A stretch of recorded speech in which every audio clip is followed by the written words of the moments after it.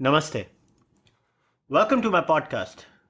Last month on 26 June, I read an article on livemint.com that was titled How to Consume News. There are very few articles that leave a lasting impact on you, and this one was one of them. I was really happy that someone finally was telling people about the cognitive processes that are involved behind the consumption of information. In this case, it was pertaining to the section of news per se.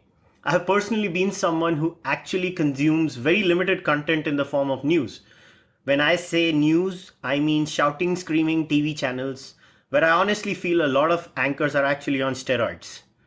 I'm more of a books person. I do read news articles, but they are mostly via surfing, timelines of people who belong to different ideologies. Anyways, I wanted to chat with the author of the article for a while. So I'm glad Sidin Vadukut actually agreed to come on my podcast. Welcome to the podcast, Sidin. Hi, Kushal. It's very nice to be here. So, Sidin, before we discuss what I call the whole media scene, I wanted to first talk about your upcoming book, Bombay Fever. So, tell us a bit about the book and what made you write this book? Kushal, just to give you a quick background, I work as the foreign correspondent for Mint, which is Hindustan Times business newspaper in London. And one of the things, I do a whole bunch of things for the newspaper. I kind of jokingly tell people, it's not entirely a joke, is that I cover everything except women's fashion. And the only reason is because better people cover women's fashion for us. If they ask me to do that, I'd probably do that as well. So I've on and off over the last few years, I've always written on Indian history for the paper, a source of personal interest and increasingly personal kind of academic endeavor. So a couple of years ago, I wrote this. I think it was kind of connected with the centenary of the First World War. I wrote a piece on the Spanish flu pandemic that kind of took place between 1918, 1920, very closely related to the First World War. One of the great kind of pandemics in human history.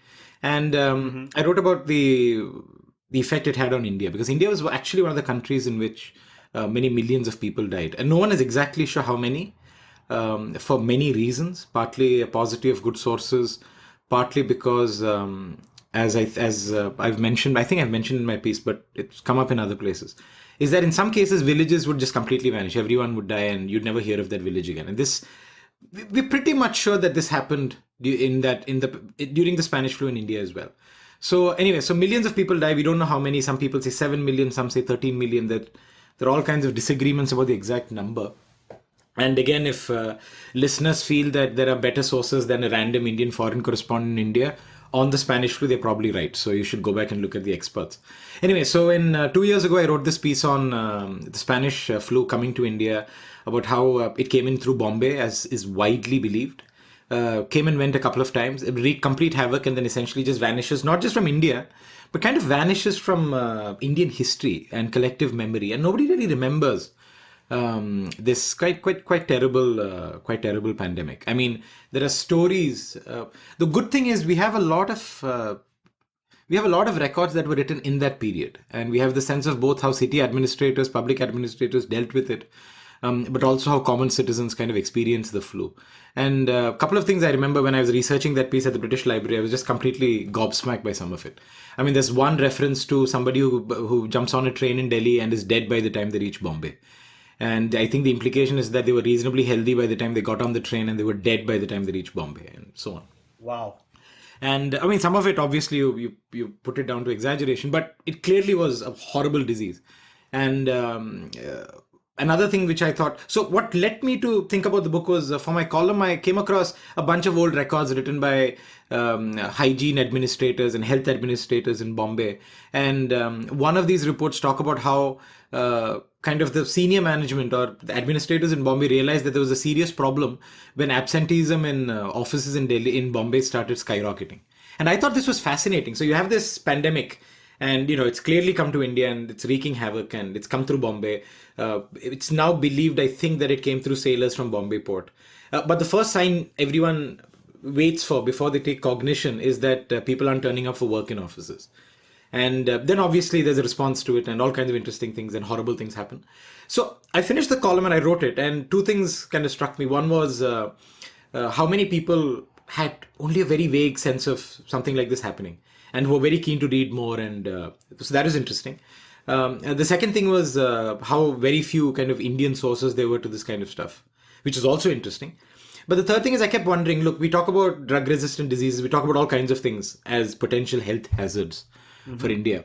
And I wondered, okay, what would happen if something like this happened again? I mean, that was my first thought, What would happen if a bacteria or a virus or something like that entered Bombay again today? And how would people react to it? And two things happened. One is, as you know, when you get this kernel of an idea in your conscience, it kind of takes a life of its own. It kind of starts scripting scenes in your head. But secondly, I kind of realized, what the really interesting thing is to actually go back to the original documents and kind of, can I chronicle a fictional outbreak happening in Bombay near future, almost told entirely from the perspective of 5 or 6 people who are in Bombay at the time. And that's how the book kind of starts off, and then a year and a half of research, approximately 6 months of writing followed. So now you've written 4 books before this. Now, when it comes to the writing style, is the writing style in this book a continuation of the previous ones, or have you taken a new turn this time in terms of the writing style? I think I'm one of those people who believe that writers kind of accumulate their styles, and they change, obviously. I mean, I'm a very different writer to the type I was when I was a blogger primarily, and then the initial years of my media career. And definitely I'm a very different writer to the writer who wrote the first 3, or the 3 doc books, which is a collection of office culture comedy novels I wrote for Penguin between 2010 and 13, I think. 13 or 14. Yeah.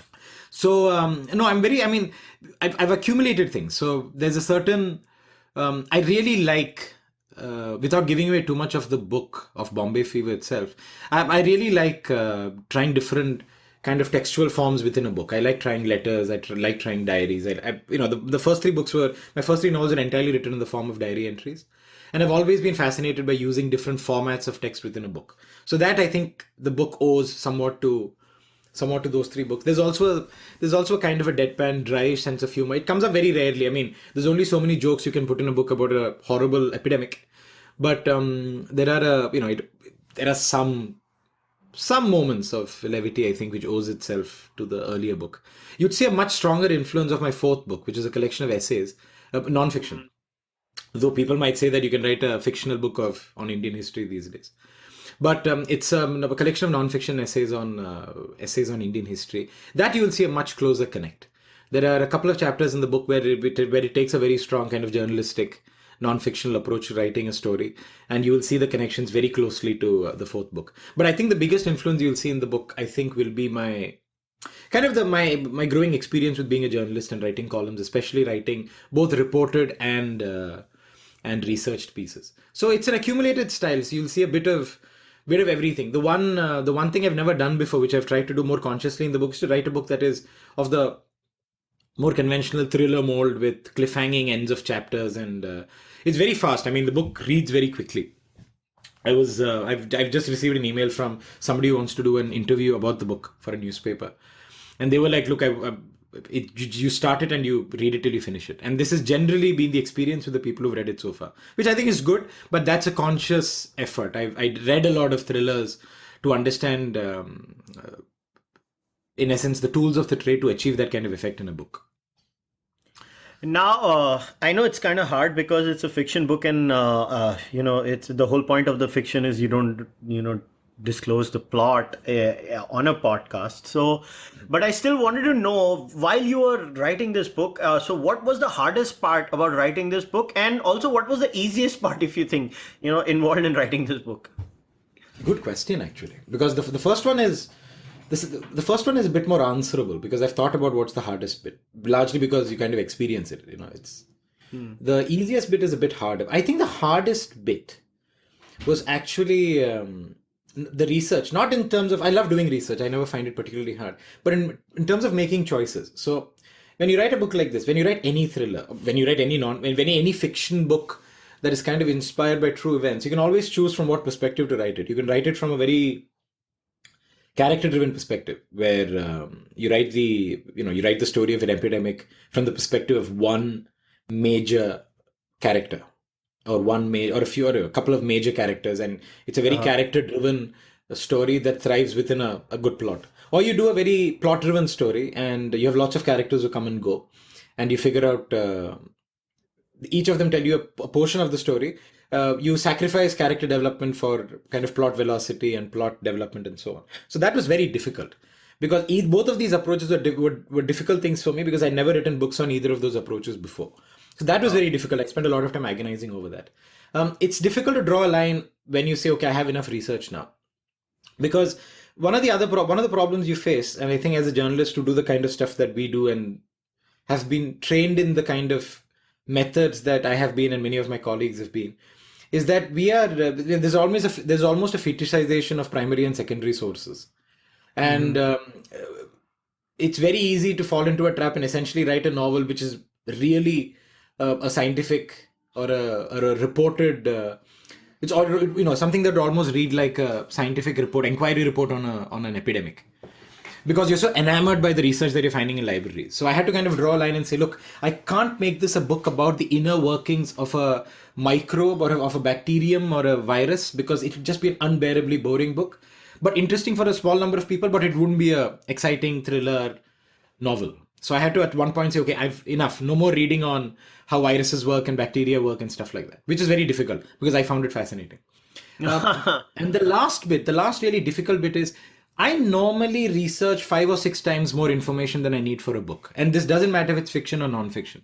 You just get a mountain of research. And especially, I remember when I was writing my collection of essays, is that 2 days before you sit down to write a chapter, you'll come across another body of research, another record or a book in a library or a biography or something. And that'll send you in a new direction. So you have to constantly tell yourself, okay, I need to stop at some point and start writing. But knowing that you may be one visit to the library away from a phenomenal source. This is an unending. This battle against libraries, a bad way to put it, but it's an unending battle. There's always too much stuff. This was very challenging. And then obviously the challenge of how do you incorporate all this stuff. My research was almost completely of a factual nature. I mean, I wasn't researching how to write thriller novels. I was researching how do epidemics work, how do people respond to epidemics, how did Surat respond to the plague, how did India respond to Surat, how did Italy respond to the cholera, how did America respond to the Spanish flu. I'm constantly looking at how institutions and individuals respond to outbreaks. This was the central point of my research. And then you have to stop and say, okay, fine, that's enough. Now we have to start writing and capturing all this in a fictional Bombay set in the near future. This was very difficult.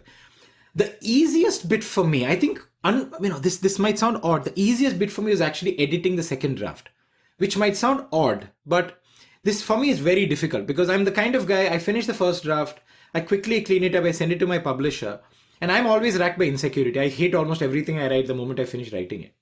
And the moment they send it back to me, I can almost never look at it again. I mean, I've struggled with this throughout my book writing career, which is, I find it very difficult to go back and read my editor's copy of the manuscript, because as soon as I open it, I see, oh my God, I made mistakes that this is a bad thing. Should I rewrite it? Should I publish this book at all? Is there a point? Is my career over? I'm constantly thinking in those terms.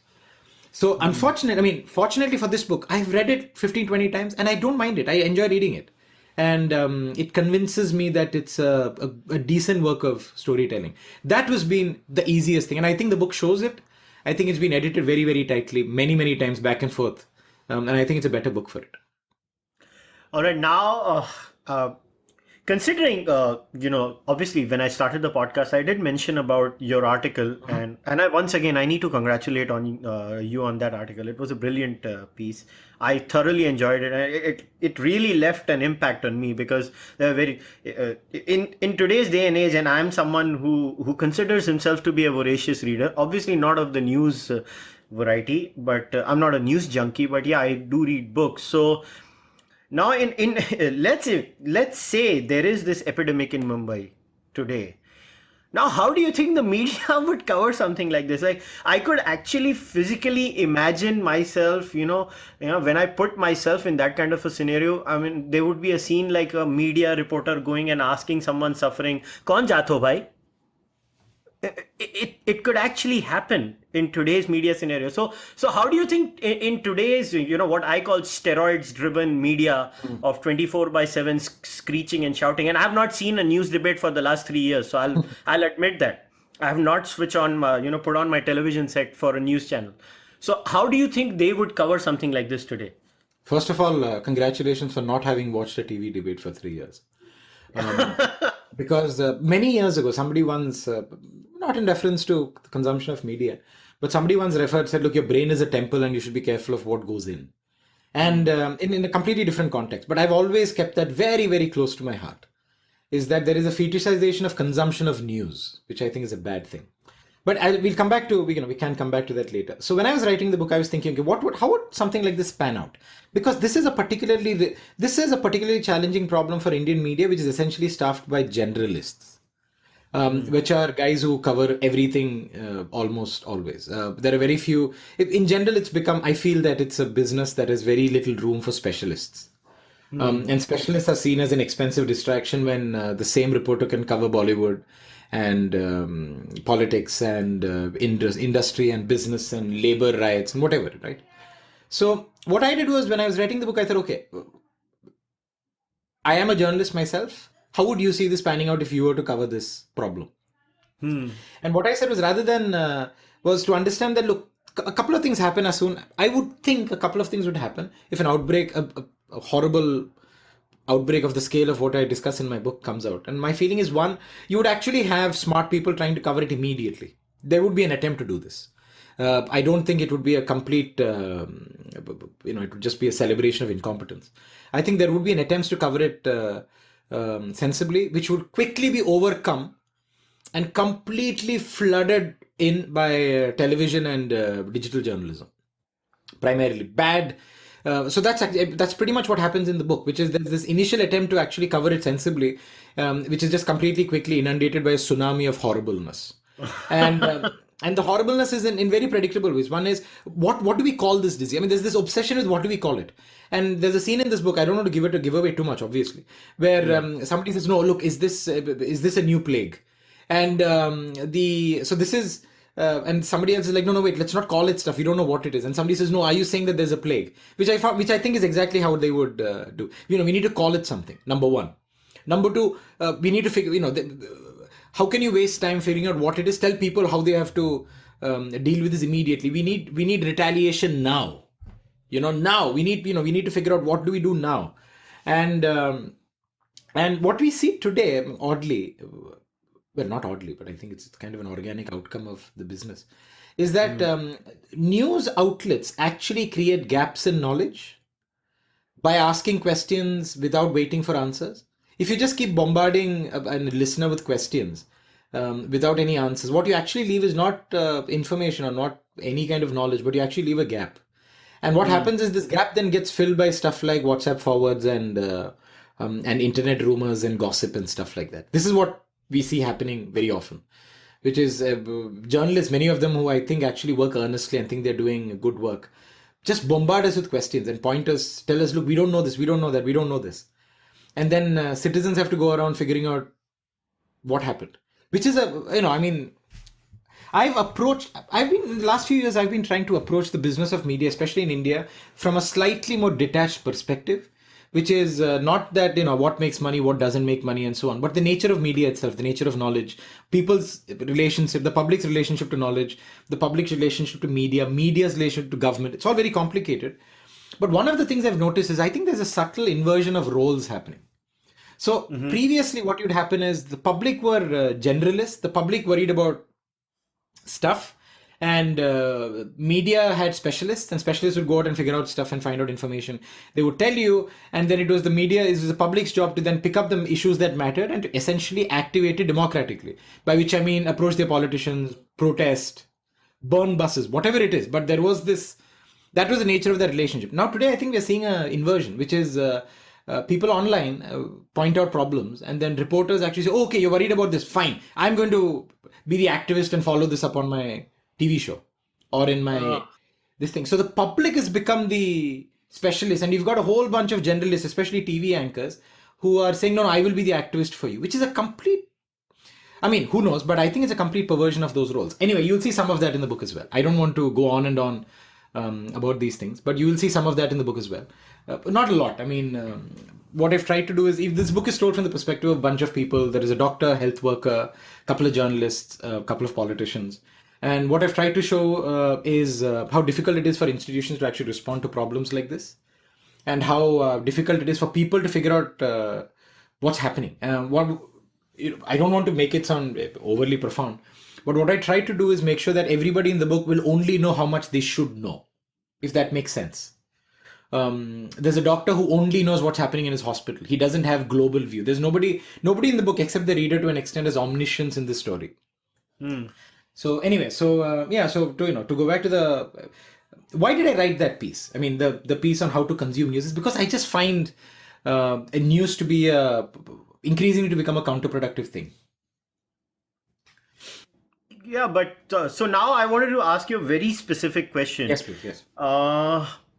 Is there a thing like pure reportage? Is it even cognitively possible?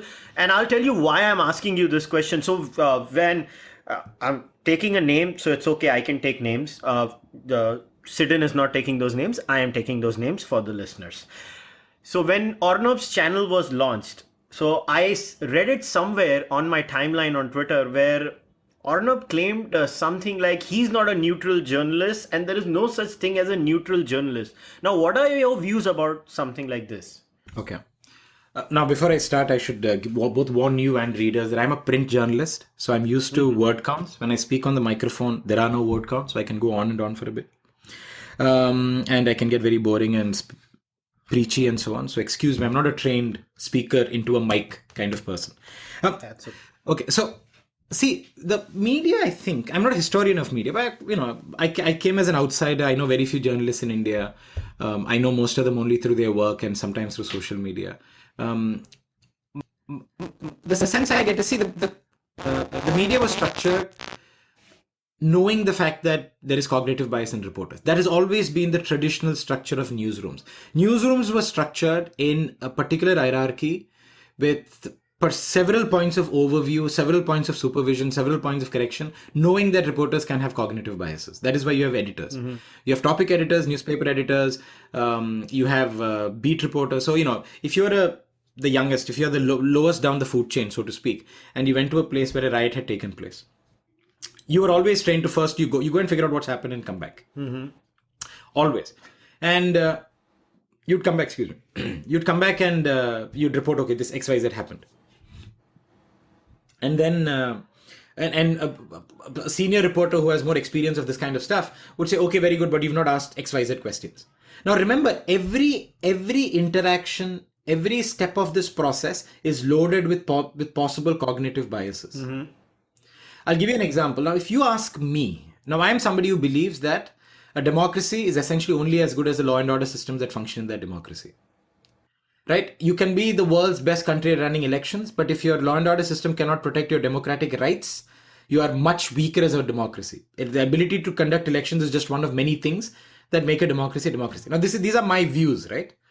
Now, if I were to go and cover, and if I were to go and report on an event, on a riot or anything that's happened somewhere, I'm always going to ask questions about what happened here in terms of law and order. Okay. Why did the police not intervene?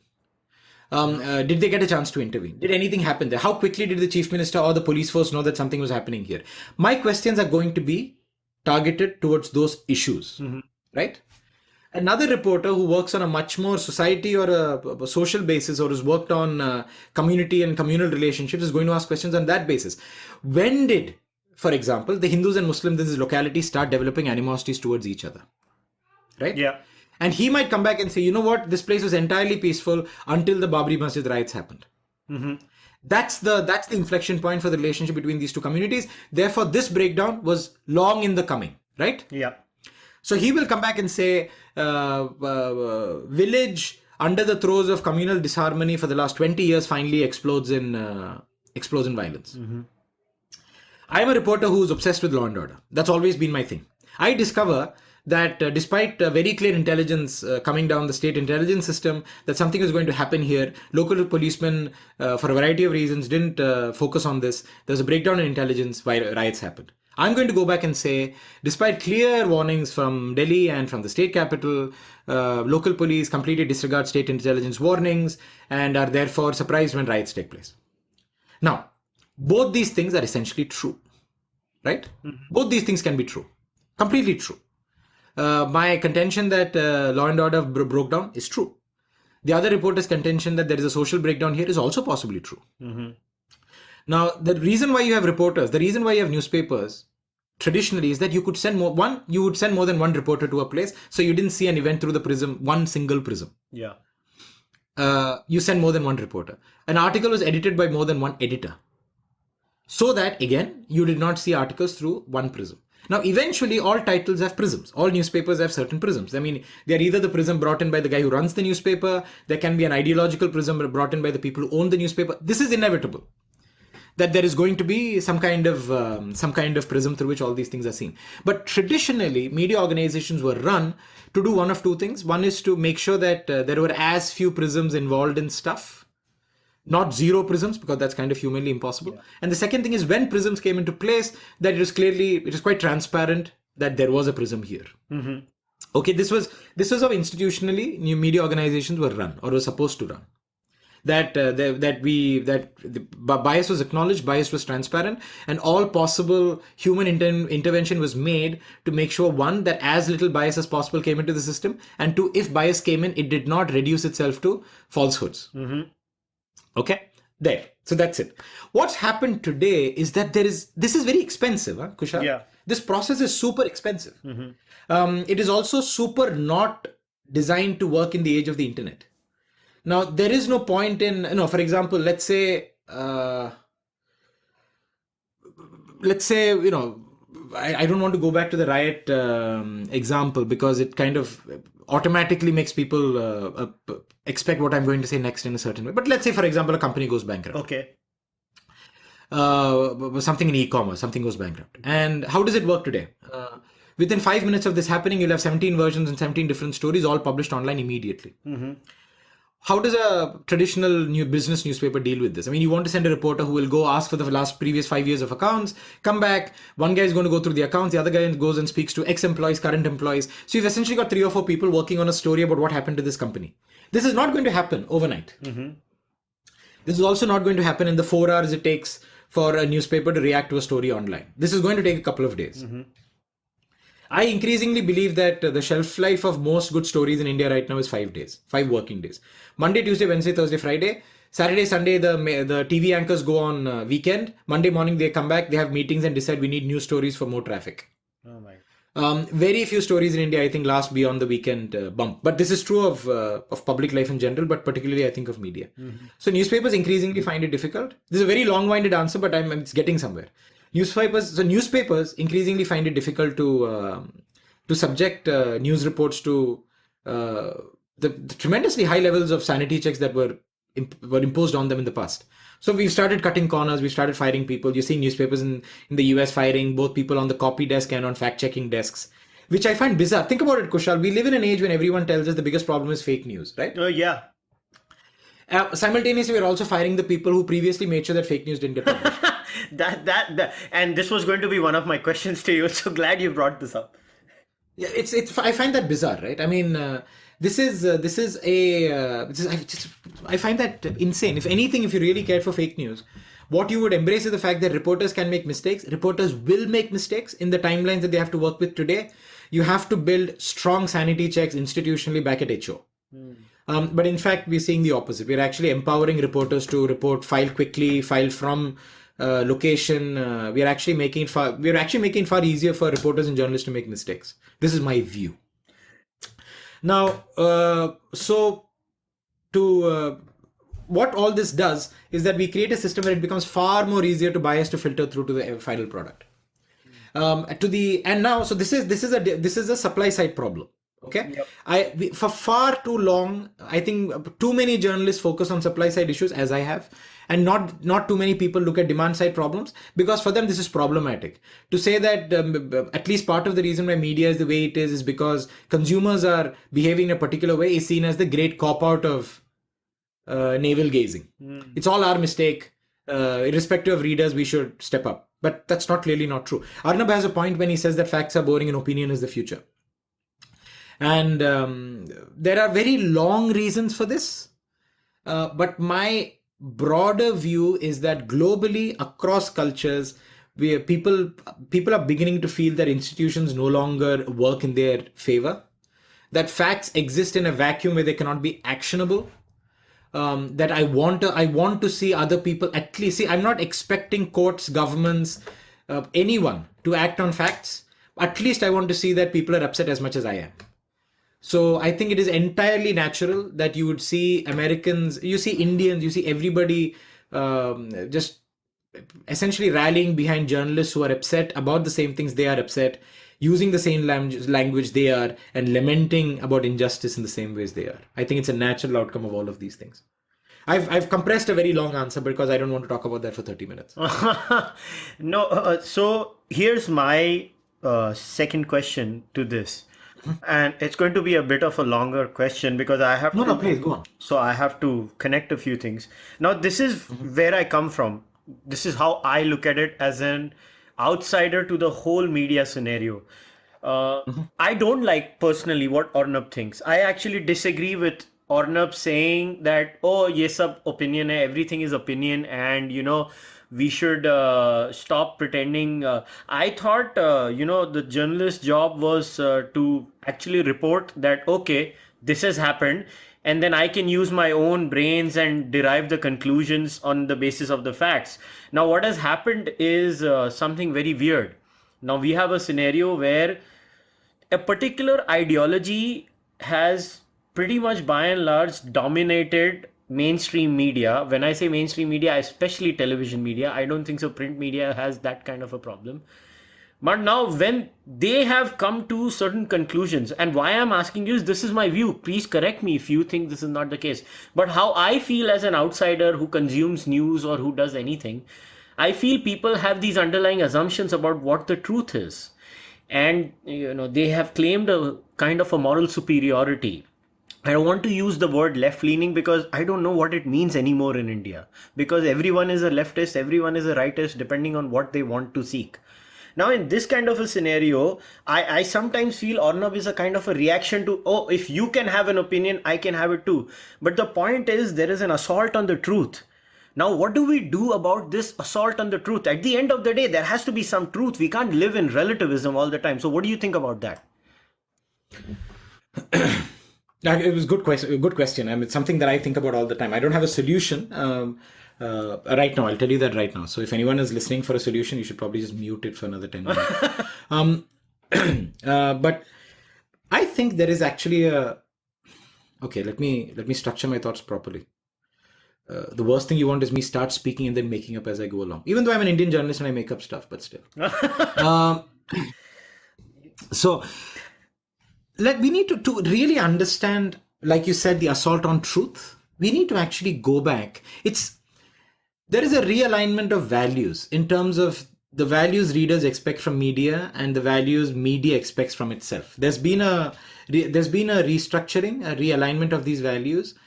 And for there are two great inflection points. And people always look at the internet as being the inflection point in Indian media, right? Mm-hmm.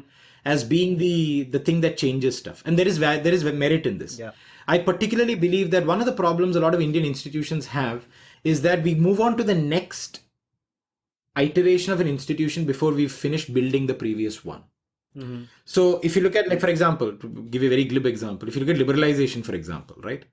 We liberalized a few industries, then we've liberalized a few more industries, and we've kept on kind of freeing up the market in various ways since then. Mm. And we never completely finish opening up one particular sector before we open up the next one. Which is why we often see that post-liberalization, it's become increasingly easy for kind of politically adept, economically savvy, financially savvy business groups to actually... It's miraculous to see how when you open up telecom, you've got the one business family there. You open up another sector, oh my God, suddenly they're there as well. Because we actually haven't opened up all these sectors completely, So anyway, to the broader point I'm making is we keep institutionally... We see the latest technologies, the latest ideas being implemented before we've completely understood the value of implementing previous ones.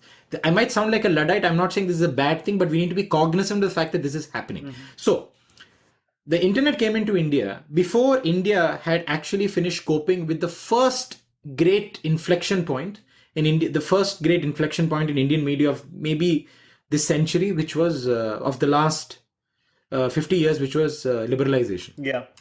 I've always wondered this. I've always asked people, what is the sector that got the greatest benefit from liberalization without actually suffering the greatest disruption? And I find very few sectors that show this more than print journalism. How many new national newspapers did we get post-liberalization? I have no clue about the numbers. No, think about it. How many? I mean, Quite a the disruption at the non-English languages are a completely different matter. But it's still Times of India. It is still the Hindustan Times. It is still the Hindu. All these brands existed pre-liberalization. Yeah, the only one I know is DNA, I think. Exactly. And DNA is the only one that has come after that. Yeah. Why? Why would we have so many more brands of cars? So many more brands of breakfast cereal? Not just Mohan's cornflakes, but we have Kellogg's as well. Some people of a certain vintage will remember Mohan's. Yeah. Why do we have, why is there, and this, I don't think this inflection point has been thought, people have dwelt on this long enough. What we really see post-liberalization is that when lots of markets essentially was made much more susceptible to consumer sentiments. I think in some sense, media was made less susceptible to consumer sentiments. What we see very quickly is post-liberalization, we immediately moved to a system where newspapers became drastically more cheaper and immediately said, look, so newspapers, many newspapers had an option. I think the entire media setup had an option. We could either go down the consumer route and compete on quality, or we could go down the advertiser and auxiliary revenues route and compete on circulation. And I think across India, we see very few media organizations say, look, we are going to compete on the basis of quality. I think almost everyone decides we're going to compete on the basis of circulation. So we see plummeting prices. We see a huge role. I mean, I remember reading a Motilal Oswal report many years ago, early 2000s, which said that essentially 90% of the subscribers only mattered. Subscription revenues were at best 10% for any newspaper in India. Wow. At best. And I don't think that has improved since then. Even though people like the Hindu, for example, have tried to bring out expensive Sunday supplements, which I believe are doing reasonably well. The Mint has done some work in terms of controlling or at least pricing supplements expensively. Other people have as well. But by and large, I think if subscribers stopped giving money to newspapers, not a lot of newspapers would actually suffer. Subscribers are important as consumers of advertisements and not consumers of news. This is the fundamental transformation that happens in Indian media post-liberalization, which might seem irrelevant until you realize that we've actually built an entire sector that is very, very quality inelastic. So a newspaper can publish an entire edition full of errors on one day and suffer virtually no subscription. Subscribers are not going to cancel, or very few of them are going to.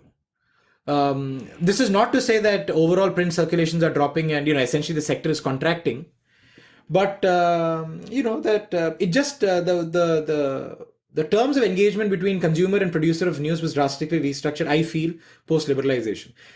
Many people say, oh look, advertisements have increased. If you actually go back to newspapers in the 1940s and 50s, they had tremendous number of advertisements. They were full of advertisements. I remember vaguely that the Hindu or somebody on day one, Independence Day 1947, actually had half a page of advertising on page one. Wow. And Indian Independence, I think, was half a page or something like that. I mean, if I vaguely remember. So advertising has always been a big player. It's just that readers have become a much smaller player. What we then say is when, so now remember, so that's the state of that institution post-liberalization. It is on this institution that TV is built on. Therefore, and television is built on essentially not depending on how many viewers you have, but how many viewers you can convince your advertisers you have. And as soon as you start saying, look, my journalism is, my business model is based on how many people see me, but not how many people respect me or how many people like me, you're not going to get the same output. You're going to get different output. You're going to get different products. Therefore, why should we be surprised at all that essentially TV news is now entertainment? Because it's just competing for eyeballs with almost every other entertainment channel there. It does not exist in a it does not function according to its own terms of reference, its own self-referential terms of quality or product. Does that make any sense to you? The last 9 minutes of exposition? Yeah, it does, and it depresses me because when you, It is very depressing.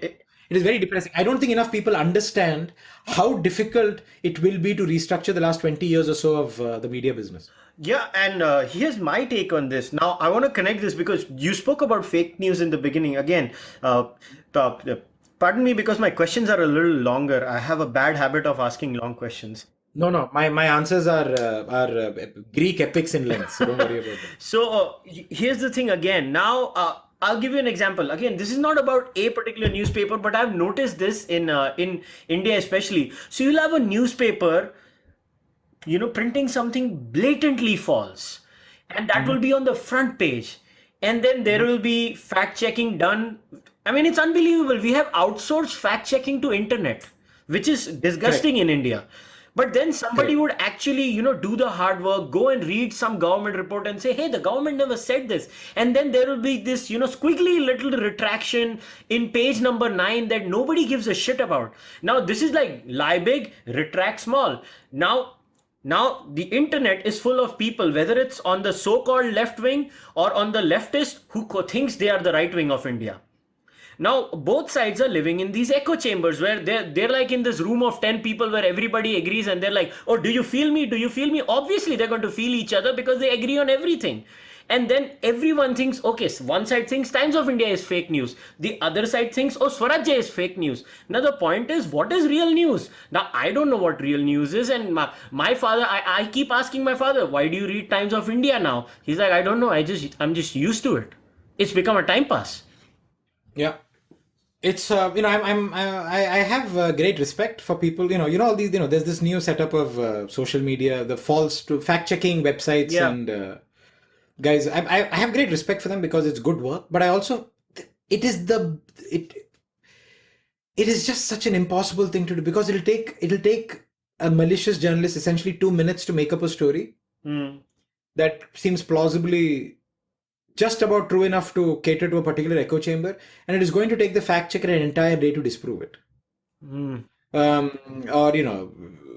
refer to 15 documents, all kinds of stuff. It's just a very unsustainable model. But no, I mean, to go back to what I think is the original question, which is why do newspapers do this, or why is the state of affairs like this? Why have we delegated fact checking to the internet? One is I think there's an increasing Uberification of the relationship between organizations and arbiters, by which I mean ask for forgiveness, don't ask for permission. Which is I think somebody used that in terms of Uber first, but I think it's a brilliant encapsulation of how so many industries now function, which is don't bother asking for permission. Just piss off people, and if enough people get pissed off, just apologize and move on. I'll tell you why. The reason is because there's just such little disincentive to being an asshole. As institutions, as commercial organizations, anything. Like your dad essentially said, a lot of print newspapers in India get by because people feel that, look, some newspapers who come to my house, so what if they make mistakes? It's fine. It's not my problem. Somebody else will do the fact checking, so they will get rebuked by somebody else somewhere. Some kind of karmic retribution will fall upon newspapers, but that doesn't work that way. It doesn't. That's the problem. It does not work that way. It absolutely does not work that way. I mean, and this is, again, it's one of those things that is it's far more complicated than I think many consumers realize. Think about this, Kushal. If you were in a sector where there are so many newspapers, so many media outlets who seem entirely lackadaisical and entirely insouciant about making mistakes, and then apologizing for data, how would a market react? A market would react by somebody entering the market and saying, look, our proposition is that we are going to be much more factually accurate. We're going to make less mistakes, and when we make mistakes, we are going to account for them in much more substantial ways, right? That's how you would expect a market to function, right?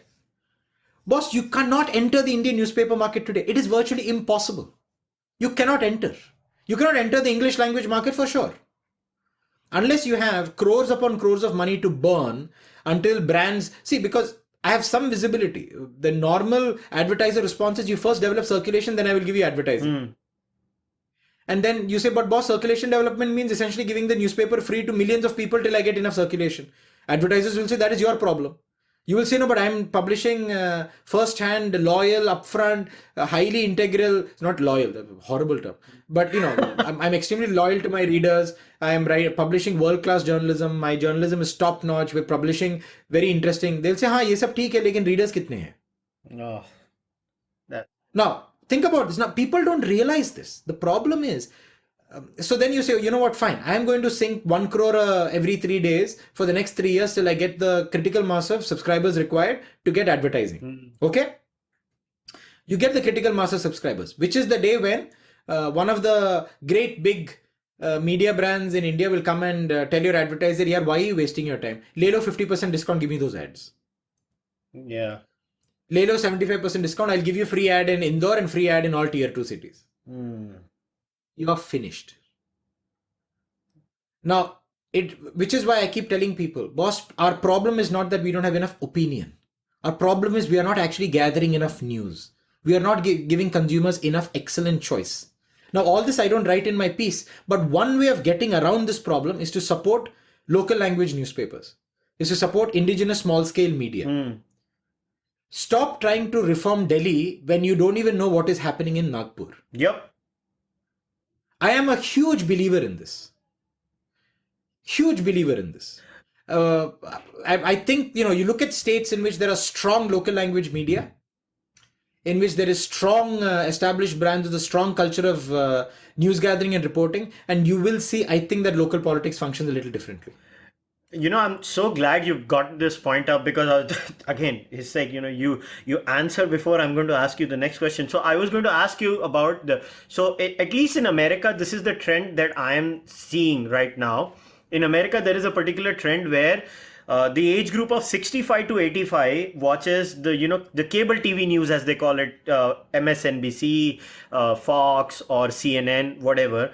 But a majority of the viewers or the listening audience has actually now moved to YouTube, where they watch podcasts or shows, or actually listening to audio podcasts to consume discussions.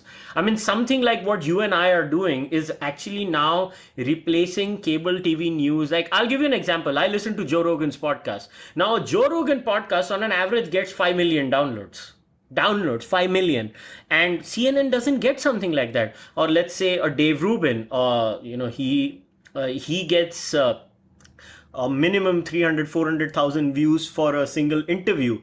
Now, there's another new thing that is coming up in America. There's this guy, I don't know if you know about him, Tim Pool. He's a field journalist. So he actually covers, instances of riots and stuff. So he's got a very simple thing. He has a Patreon account. People pay him.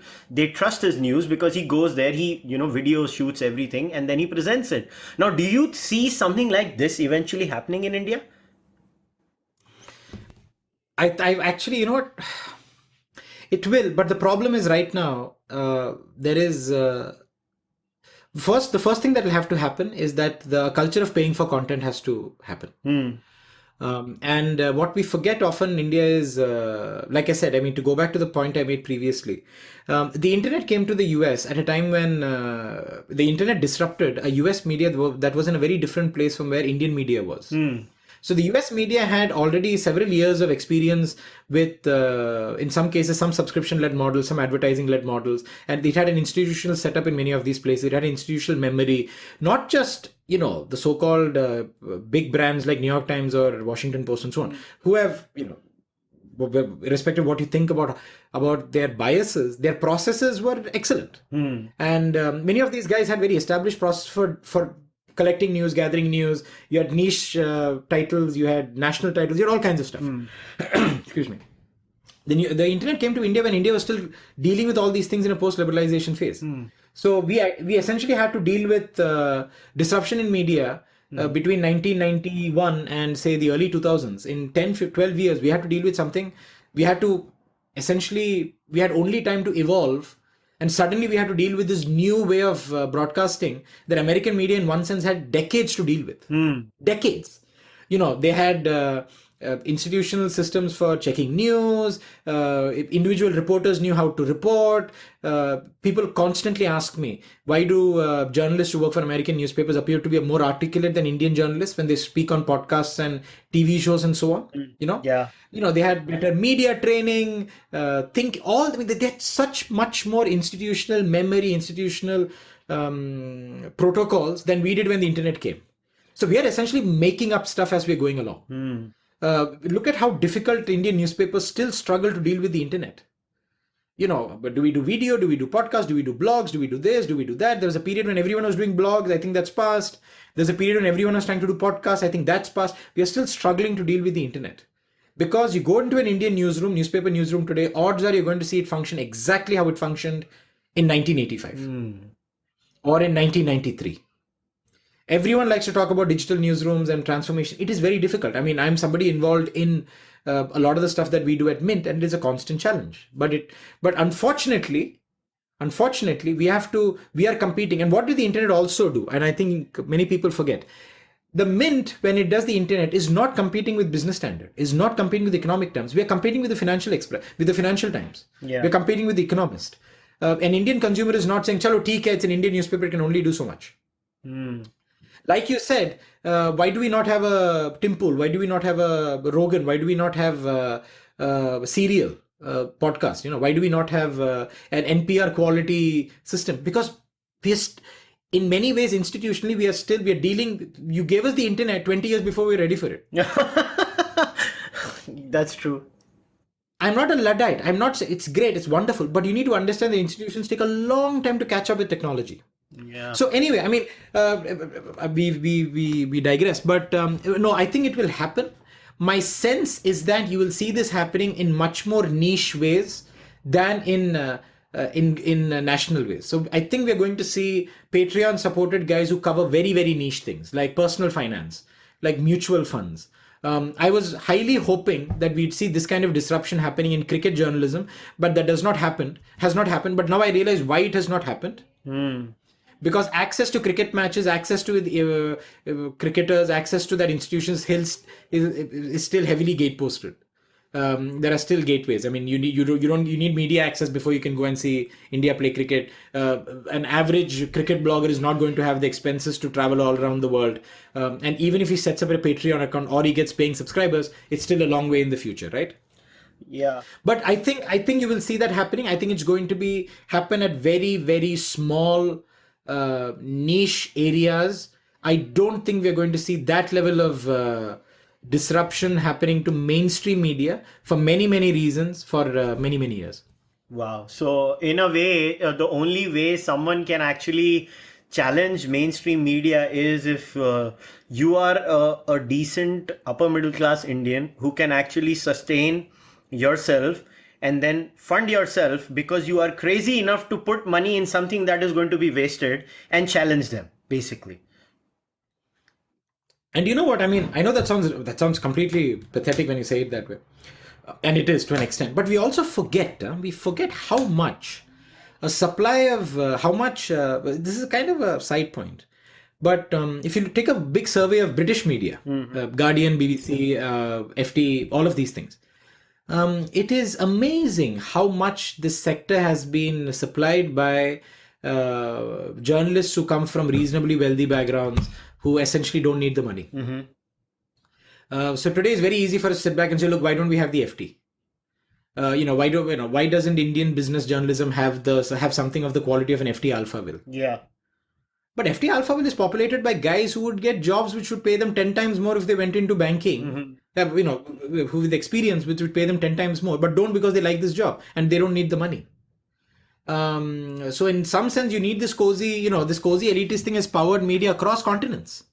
In the US, in the UK, and in all these places, we have people there who are paid, middling income, but do it because they like it. So like you said, to an extent, yes, you will need people who make some kind of choices, who will make some kind of compromises, but I have no idea. Because like I said, I don't think you will understand the future of Indian media if you look at it purely from a supply side basis, purely from a demand side basis, or purely from a technology basis. The internet by itself will not save Indian media if it requires saving. Some readers might think, oh, it's perfectly fine, I like Indian media. But the internet alone is not going to do it. Brave new journalists alone are not going to do it. Suddenly smart readers by themselves are not going to do it. Somehow all these things have to come together. I'm not sure how it is going to come. I'm sorry to say that I don't see where this confluence is going to come. I have seen many people think that internet opinion is the way to go. It's not. I've seen many people think that setting up noble media outlets is the way to go.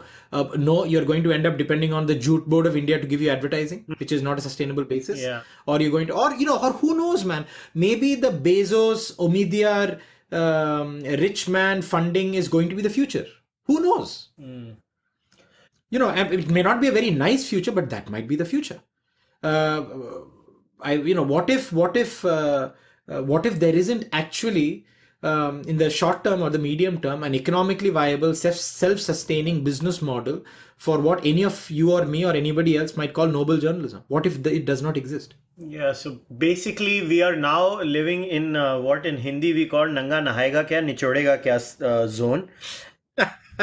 So that's pretty much what we are in, and this is sort of a post-modern era where there is no truth. No, that's your version of the truth. Facts are not facts. Everything is subjective, and we're just living in this weird land. And believe me, why I feel bad is probably I'm one of those rare idiots in India who is an absolutist when it comes to free speech. I believe unless you're not directly calling for violence, you should be. And for me, the biggest assault on free speech in India has been from the media. It's disgusting what the media has done to free speech in India. And you can literally pick on a daily basis. There is selective assaults here and there, and then, depending on which side of the socio-political spectrum, which is anyways messed up in India, are you on? And then I don't even know what do I call myself anymore. Am I a liberal? Am I a progressive? Am I a right winger? Am I a left winger? What the hell am I? Really, what are we living in? Is this some postmodernist orgy are we in? I don't know. What's your view? Before I get into this, another apology in advance to all listeners who are thinking, my God, how did they manage to get this guy to write just 800-word articles? I'm really sorry, but these are open topics. These are complex topics. Let me make one slightly broader statement. For the last many months, there's something that has been on the back of my mind. Now, I might put this across with the alacrity of somebody who's going back to university and reading Foucault and stuff like that. And suddenly we think that we have enlightenment on the way the world functions. Mm-hmm. But we live, I think, in an age where, look, what were we brought up on? What did we, what were we told are the terms of engagement of the world we live in? That fact is important. But why is fact important? Kushal, why do facts matter? Why? Tell me, why do you think facts matter? Because I think as a child, the whole thing my parents taught me was, सत्य होता है, सत्य की खोज कर, और सत्य एक ही होता है, उसको आने के रास्ते अलग हो सकते हैं, मगर now what I'm living in right now is there are multiple rastas and there are multiple truths now. And I thought facts were ways, the fact was the rasta to lead to the satya. Now I don't know where to go. Honestly, I'm as confused as any other Indian now. Now, what you said is really interesting because facts help us put us on the path of truth, or perhaps facts are an intermediate step on the attainment of truth, enlightenment, satya, and so on. Now, the problem is this is an individual journey. What you tell me is an individual journey, correct? Yeah, it is. It is a journey that we take it's an internal journey. So facts matter because we are supposed to be on an internal journey, and a journey of the inner spirit, of the inner conscience, etc. And they help us arrive somewhere, which hopefully will be the truth, correct? Yes. Now, what has happened, I feel, and this is, many people blame the postmodernists for kind of bringing in relativism and saying that, look, is there anything true? Is there anything false? There might be virtue in this. This is a debate that is slightly above my pay grade. To look at, I'm always fascinated when people say high philosophical ideas are the reason why people in Rust Belt America have voted for Trump. This might be true, but I'm very keen to understand the the delegation of beliefs and faiths that have led a Foucault, or whatever, a postmodernist view of the world to trickle down to people who've seen economic misery for a generation, right? Fine, but that's okay. That's fine. That's a separate problem. I believe we live in an age where it's not that facts don't matter, it's that people have no idea what to do with fact. Imagine that you live in the US, right? And you have journalists have told you, have given you actual insight into what's happening in your society, into your community. People are telling you, look, the reason why you're unemployed, the reason why you live in misery, the reason why you're unhappy is because of the way the world economy works, of globalization, jobs moving abroad, manufacturing, AI, whatever it is, right? And that is inadequate. I think post Second World War, so it probably predates this. Again, this entire part of the conversation functions in the disclaimer is that this is above my pay grade, but I'm trying to kind of make bold statements. But anyway, post Second World War, I think we live in a world where everyone is told that, you can have feelings and you can believe in God or not believe in God. You can believe in state, not believe in state. That's all fine. The final arbiter of your well-being is if you're economically well off. If you are better than your parents, your children are better than you, and your incomes are good, your health is good, your calorific intake is good, your political system is reasonably responsive to you. This is what matters. I won't quite say that the idea is to achieve America, as I think Fukuyama wrote in his last book, the idea is not to achieve Norway. That was seen as the ultimate idea of public life, is that you're well fed, you're happy, you're liberal, you get along with people who are unlike, all these things are fine. So this is what was the ultimate purpose of social existence, not individual existence, but social existence. Now, this is fine. All this happens at a time when the internal existence is actually becoming increasingly marginalized. You don't do church-state separation without in some way without some way implying that the state has a set of values that are incompatible with the church. And while you might not say that one is better than the other, you're actually saying that one is better than the other, right? Yeah. Right? In a way they are. Yes. I mean, and you might say that, no, look, the church is more important than the state. Other people might say, no, the state is more important. Amidst all this, we are actually forgetting, I think many people, East, West, all around the world are forgetting that there is great value to the internal person. People need transcendence. People need to know why they are here. People need to know why they exist. And for centuries, people got this from very different places. People got this from religion, very often. Yeah. People got this from the societies or the tribes they belong to. So, one of the things that they got a sense of individuality was from the fact that they were willing to work towards the benefit of a collective. The collective then became the nation. So nationalism gave many people the sense of transcendence, the sense of belonging, right? Yeah. All these things happen.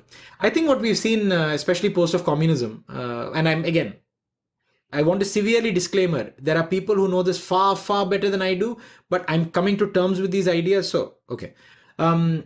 I think this is frittered away. I think there are many people who they said, okay, you're telling me that I should find transcendence from my government, but my government is broke. It's completely broke. Yeah. It's utterly broke. Think of the millions of people living in the Middle East, right? Think of the millions of people living in Syria, Yemen, in Saudi Arabia, in parts of Africa, in parts of North Africa, in parts of people living in Sahrawi areas. All of these people who live in what many of them think are dysfunctional governments. There is no transcendence to be drawn from this. My state is broken, right? Yep. There are people in the US who say, look, my state is broken. There are people in India, 100%. There are millions of people in India who say, boss, where is my state? What is my state? I draw no transcendence from there. So where do I draw my transcendence from? I might draw my transcendence from religion, right? Or from anything. Now, the problem with all of these things are, now what happens? Now, I am somebody whose state is broken, whose church is increasingly makes no sense to me. Either you have priests who abuse children, or you've got extremists who are hijacking my religion. I live in a society where I'm a minority, where I'm seen as being somehow inferior because of the religious beliefs I believe in. Perhaps you're a Hindu who lives in India who believes that centuries of Nehruvian socialism has marginalized you. Whatever, right? Yeah. My state is weak. My church appears crumbling. You're telling me that facts matter. Boss, tell me why would facts matter when they're non-actionable to me? Okay, fine. You've given me a fact. What do I do with this fact? My state doesn't listen to me. It doesn't care for fact. It's telling me that globalization is why I'm jobless. The fact is I'm jobless. But he's saying that fact is not important. The fact of globalization is more germane to what's happening right now. Fine. I go to my religion and suddenly I'm just faced with this unbelievable amounts of relativism. Forget the fact that there is relativism between religions. Think about the relativism within religions. That's well, you'll never have a Nirishwarwadi like me having any problems with critique of religion. No, you see my point, but so so when we are living in an age when there is such tremendous amounts of emotional unfulfillment, when facts don't matter because I don't see facts changing my life. Facts don't make me feel better. Me throwing facts at my state is not giving me rewards. Me throwing facts at my set of beliefs is not giving me transcendence. We live in an age when there is actually a tremendous amount of so don't you see that within this environment, and I don't know why it is this way. You can blame the postmodernists, you can blame the fall of the communist forms of government. I believe there is tremendous value in looking at the toothlessness of Western government, where Western government have put in so much effort to write themselves out of the life of ordinary people. That now ordinary people use politics merely as virtue signaling and other people who disagree with their politics. But that's how it's always been, in my view. It's always been, which is why I think, for example, when people look at Indian politics, oh my God, what's the point? I am one of those people who think that Indian democracy is really the last hope for democracy in the world. I agree 100% with you on that one. This might seem, I'm sure you're a journalist who's now currently arguing for right of privacy in the Supreme Court, and you might think I'm a lunatic, but we seem to be dealing with diversity the best. Yep. We seem to be dealing with diversity of a multitude of things. Belgium can't deal with two languages. Yeah. Right? But Belgium can't deal Sidin, with... this is where I say the civilizational difference matters, right? Because India is built on a comfort with diversity, which is running thousands of years. And I genuinely believe the Western ethos, which is a very Abrahamic ethos, is built on exclusivism. So any ethos that is exclusivist, even when it secularizes itself, is going to be exclusivist in nature. It's never going to be pluralist. Something really funny happened. It's very interesting you bring this up. So on Friday, I went to the Jalsa Salana, which is the annual gathering of the Ahmadi Muslims in the UK and Europe, but people come from all over the world. So I'd gone to go there and meet and talk to a few people, and so I found it fascinating, very interesting. I found very enlightening in terms of Islamic thought and Islamic thinking, but also the history of the Ahmadi movement and the compromises and the way young Ahmadi people look at Islam and their particular approach to Islam and so on.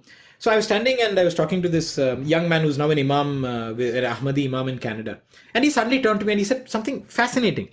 He said, "You know what? I find the UK very uncomfortable." So I said, "Why?" He said, "No, because sometimes I've been here for a few days and I've been walking around in my salwar. What do men wear? Salwar kameez, right?" Yeah. No, so both men and women wear a salwar. Yeah. But I don't want to. I don't want my wife to hear from the kitchen. Anyway, so that is not to say she's in the kitchen always, but right now she is. So he was like, sometimes I wear and go out and I can feel like people looking at me like, okay, who are you? And he said that's not, and he said that's not the case in Canada. In Canada, it's much better. And he said, you know what the problem is? He said, we glorify tolerance. He said, what is tolerance? Just saying, okay, fine, I don't like you, but fine, you can hang around. He said, that's not a particularly humane response to diversity, Yeah. That's just that you're saying, look, I'm better than you, but fine, you can do whatever. You can travel on the train and I won't throw you out, Yeah. And he's like, no, that's not, and that may or may not be true, but I found that interesting. That's an outlook on, like you said, on multiculturalism and people living together that I don't think many people realize. And India has a tremendous culture of diversity. I mean, the more you read Indian history, the more you realize that actively and passively, I don't think the passive multiculturalism of India gets enough celebration. Where, by which I mean the idea that, oh, look, you are not like me, but we are all in the boat together. So who cares, Or India's great ability to like people we dislike. Does that make sense to you? That statement? No, that, we have a I think I completely agree with you. And that's the only hope I have in my life is The Yes. inherent, and I have no shame in saying this, the inherent Hindu ethos of India. There, I said it. And yeah, and by the way, this is from a person who's as godless as it gets. No. I mean, I'm not going to disagree with you. I mean, I've seen, and I come from. Our family. We are a family of Roman Catholics from Kerala. Yeah. And many people kind of assume that all Christians in India largely are the same, irrespective of their sub flavors within. But they're actually quite. There's very interesting history of one of the things I want to write at some point in the future is the history of the Christian movement of Christianity in India. It's utterly fascinating. Some being much older than the others and so on. Yeah. So I see a lot of Hindu content in a large number of things we do in the Christianity that we follow in my community, or the Syro-Malabar order follows. Yeah. And also the ongoing engagement with Indian culture, with Hindu, with all kinds of culture. Let me give you a very quick example, very juvenile but very quick example. When my cousins were older than me got married, my grandfather got married wearing traditional Kerala Christian clothing, which was white shirt, white dhoti. My grandmother wore a kind of a white top and a kind of a funny, funkily worn white dhoti. Because all Christian women of her vintage wore that. That's right. Now you see it much rarer today, but that's what they wore. It's kind of a white shirt, which is quite similar to, I think, the shirt that you see women in UP and I've seen them wear, But then they wear it's kind of a white blouse and then you wear a sari underneath and so on. Yeah. And so she wore that. And then by the time my uncle got married, it was no longer a white shirt. You could wear a colorful shirt. And then a few years later, you wore a suit. And I have pictures of my uncles who wore suits with bell bottoms my aunt wore a white wedding dress. And then that quickly changed, and the men started wearing white suits and the women started wearing white saris. And then white saris were the thing, and wearing a white dress was seen as being a bit of a modern thing and so on. And then I remember a few years ago, I went for my cousin's engagement, which is, so you do an engagement in a church, and then in one church, I think the boys' church, and then you marry in the girls' church, something like that. As you can see, I'm not exactly the Pope. My cousin was wearing a sherwani and his wife was wearing Gujarati sari. Yeah. And I found this utterly fascinating, right? Because I can completely see 10 years ago this being actually a point of contention. Why are you dressed like this? And today it's completely not a point of contention. There are people who are okay with this, and there are actually people who are not okay with this. Because people feel that this kind of melting away of the boundary somehow deprives our society of the community of its political and social identity, political and social power. That it's the more we blur these boundaries, the less we retain our political power, which I find an odd thing. But I find that everywhere. I mean, my sister got married recently in May. And we had a Sangeet, and I don't think there's a single Malayalam song that we danced to. Not one. Maybe one. And you see this happening every day. This happens all the time. It is our great strength as a society. It is one of the things that I am tremendously grateful for our founding fathers is the emphasis they put on the message that, look, we can all dislike each other over language and state boundaries and so on, but we're all, whether it's natural, whether it's synthetic, we all identify ourselves as Indian. And we can all freely borrow from each other's cultures because we're Indian. And we will defend it. And I think this is tremendously powerful. It's a very roundabout way of saying all this stuff. But it is our great strength. And it is our great strength that we can borrow so freely from each other. Yep. That I can marry a Punjabi girl from Delhi and this will get normalized within 12 months. Wow. And her family will come to my sister's wedding in Kerala and want to know about what's happening. And my family will go to Delhi and my dad will sit at the fairas and her family will print out Sanskrit and English translations of the Sanskrit in laminated sheets so that everyone in my family can understand what's going on. Right? Nice. And the priest would give me a gotra because I need a gotra for my faira, so I'm a Kashyap. That's interesting. right? And the priest would, and you'd give money, and the priest, at one point he takes a 500 rupee note and ties it with this red thread and gives it to my dad. Yeah. And my dad has kept that thread in the most sacred location within his personal cupboard since the day we got married. And this is seen as, obviously there will be tension because, when you have so much variety, friction is inevitable. But we have such tremendous ability to deal with this friction. Yeah. That is And we will deal with it at individual levels. We will deal with it at a collective levels. We will deal with it across state levels. And this ability is the great strength of the Republic. Yeah, it is. Is the great strength of the Republic. And we forget this often, right? We often have people who will tell us, no, if you mean nothing, if you mean everything, then you will mean nothing. And for me, this is a tremendous cop-out. Huh? This is to forget how, despite all the attempts to homogenize, and politics is a tremendously homogenizing thing, right? I mean, Yes. We have a common constitution and nobody agrees about the constitution. There are lots of problems. We disagree. The Republic was built on a tremendous capacity to compromise. And the day we lose that capacity to compromise is the day we will fail as a nation. We are seeing already in the Western world an inability to compromise over politics. Yep. We are seeing, in UK, we are seeing an inability to deal with, I ask my friends, why do you vote for an election in the UK? Because I only see immigration, healthcare, as if there is no other expectation for average British people from their government. And if that is the case, why would it be surprising that people don't believe in facts anymore? Why would it be surprising that people are looking for transcendence in other places? I would not be surprised. I keep telling I would not be surprised if the Western world is going to see a fundamental dismantling of the church-state dichotomy. And it is going to happen. I think it is happening. Well, I won't be surprised. I will not be surprised. I would not be surprised at all. And anyway, to go back to the long form 15,000 word answer I was giving to your question. No, we forget this. And I forget, which is why I think India is the last great hope for pluralistic democracy in the world. Because not because attempts will not be made to homogenize the Indian culture, the Indian society, and such things, but the fact that we are so messy, we are so inefficient. Our state is so fundamentally built to be inefficient that any attempt at homogenizing will fail. Yeah, that's true. And I'm telling you, Kushal, I am somebody who's all over small government, efficient government, all these things. Today I realize, especially when I see what's happening in many places in the world, the great virtue of having a slightly wonky, inefficient state. Which is not to say that, oh my God, there are a million problems because the Indian state is inefficient. All of these inefficiencies need to be taken care of. But the relationship has to be asymmetric. Citizen and society must be more powerful than the state. Or at least it must be in a position to hold the state up to be accountable. Yeah, and I am an old-fashioned romantic about this stuff, which is why we will be the last great hope of plural democracy.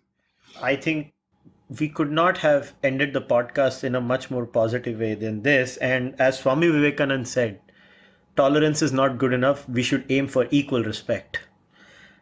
Absolutely. And absolutely, 100%. Swami Vivekananda was right. And Sidin, thanks a lot for doing this. I'm really glad you came on the podcast. And guys, you have to buy that book. By the way, I cannot tell you how different the book is to the content of my rantings on this podcast. The book is actually interesting, unlike I am. Yeah, and anybody and everybody who listen to this podcast, like I always say, book kharidna, kanjoos nahi banna, sharam karo, book padha karo. And this is how I tell my listeners to actually buy books. I shame them into buying books. That's very good. Maybe I should try that. Maybe that should be our next marketing campaign. Yeah. Shame on you. Buy this book. So, thanks a lot, Sidin. And hopefully we'll do this again someday. No problem. All right. Take care.